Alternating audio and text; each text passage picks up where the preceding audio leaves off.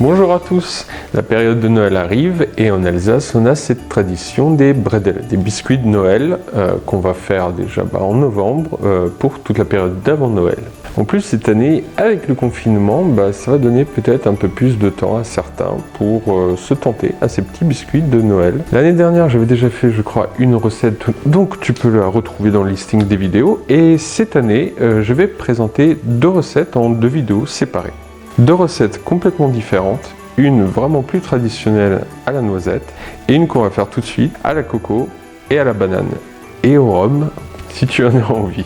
En Alsace, la coco est présente dans les biscuits traditionnels et du coup je voulais le faire un petit peu à ma façon pour retrouver quelque chose de plus fruité, plus exotique et qui ira très bien avec tous les autres biscuits de Noël. C'est des recettes plutôt facile, assez rapide, il y a juste des temps de repos à respecter. Et en plus, cette recette de boule de neige à la coco et à la banane est sans gluten, pour changer un tout petit peu de beaucoup de biscuits qui sont sur une base de blé. Alors on va tout de suite voir les ingrédients dont on a besoin pour cette recette et qui nous donnera un biscuit délicat, moelleux et un peu humide encore à l'intérieur. Alors pour cette recette, on aura bien sûr besoin de noix de coco. Alors ici, on a 100 g de noix de coco râpée. On aura besoin aussi de farine, mais ici, ce sera de la farine bien blanche de riz. On a 80 g avec une légère pincée de sel, parce que la pâtisserie, c'est toujours un peu meilleur avec une pointe de sel. Ici, on a du sucre de canne blond que je broie moi-même au blender. Et on a 60 g. En ingrédients secs, on a aussi, c'est de la cardamome. Et ce qu'on va faire, c'est qu'on va ouvrir l'écosse et broyer les graines. En plus ces ingrédients secs, il nous faut 100 g de chair de banane, 60 g d'huile de coco vierge. Alors si possible vierge parce que ça va booster le goût de la coco. Sinon de l'huile de coco neutre, ça fera aussi très bien l'affaire. Et pour finir, une cuillère à café de jus de citron. Ça va éviter à la banane de trop s'oxyder et ça va désucrer un tout petit peu ces biscuits. Toutes les cocos râpés n'ont pas du tout la même granulométrie. Donc on va faire en sorte d'avoir ça au plus fin possible et on va passer tout ça dans un blender.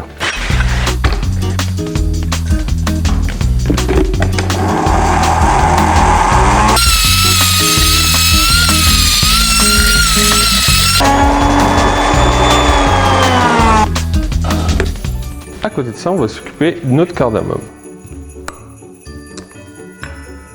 Donc là, on va avoir entre 8 et 10 gousses de cardamome verte selon leur taille. Et on fait attention à bien récupérer tous les petits bouts d'écorce encore de la gousse. Et ça, on va le broyer.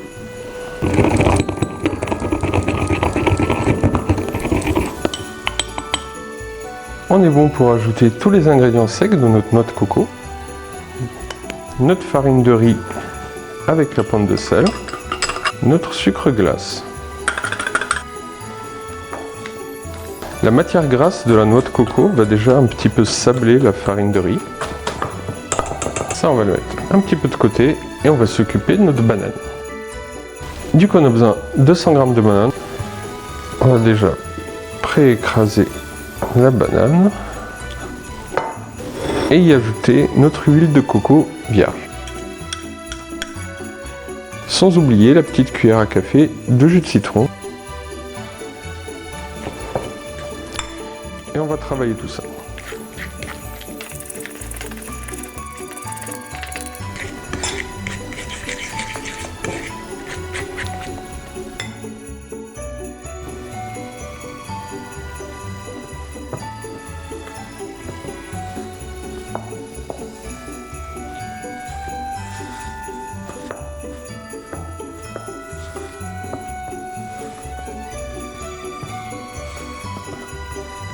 Donc là, l'idée c'est de s'assurer que tous les ingrédients soient bien mélangés. Tout peut se faire à la spatule.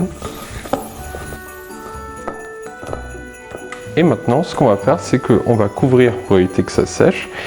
Et la pâte a besoin au minimum 30 minutes de repos au frais. Le temps que l'hydratation de tous les ingrédients secs se fasse et que le gras et la banane aussi un tout petit peu puissent figer. Normalement, il faudrait même 45 minutes à 1 heure pour après pouvoir former des boules assez facilement.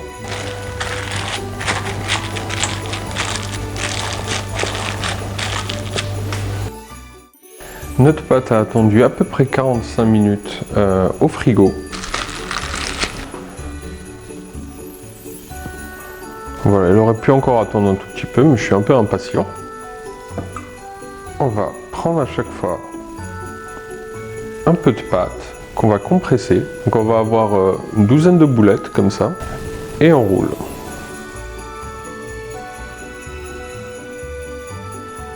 Et on va faire ça forcément avec toute notre pâte.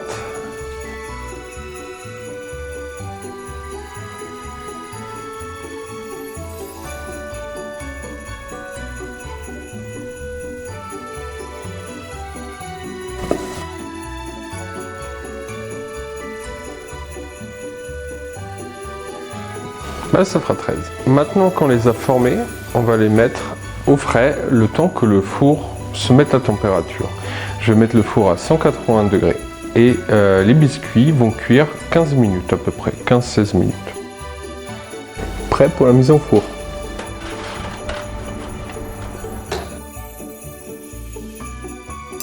Et les voici sortis du four, à peine colorés.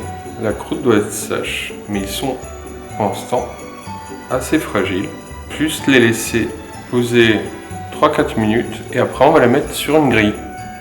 Et pendant ce temps, on va pouvoir préparer le petit glaçage. Pour ce glaçage, j'utilise toujours le même sucre de canne, donc je vais mettre 4 cuillères à soupe bombée, une cuillère à soupe de rhum, mais tu peux remplacer par de l'eau, et une cuillère à soupe de jus de citron.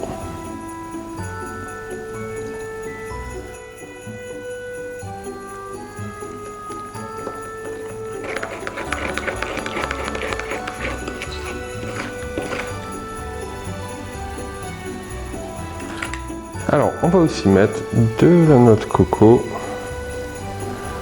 pour paner nos petites boules de neige. Et on va finir avec nos biscuits boules de neige de coco en nappant tout le biscuit avec le glaçage, puis en le roulant dans la noix de coco râpée. Si on voit qu'il ne coule pas assez sur le premier biscuit, on va rajouter un tout petit peu d'eau.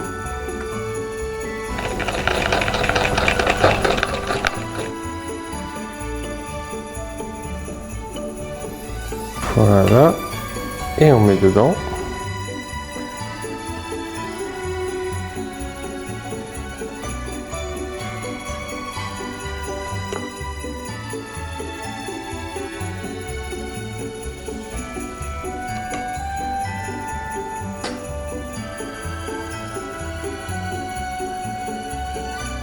Et ainsi de suite.